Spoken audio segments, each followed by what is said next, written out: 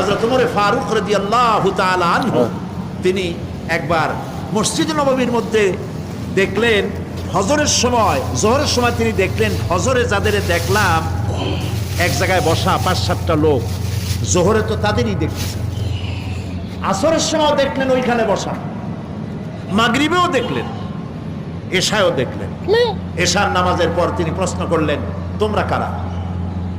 বলল যে আমরা হলাম দূরের থেকে আসছি, মসজিদে নববী শ্রেষ্ঠ মসজিদ, এখানে বসে বসে আল্লাহর জিকির আজগার করি।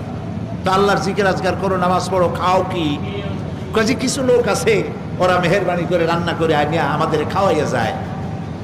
হযরত ওমর ফারুক রাদিয়াল্লাহু তাআলা আনহু বললেন, তাহলে তো তোমার চাইতে, তোমরা যে কয়জন এখানে বসে ইবাদত করো, তোমাদের চাইতে ওই ব্যক্তি অনেক উত্তম যে নিজে রুজি কামাই করে তোমাদের খাওয়ায় যায়। তোমরা তো অলস,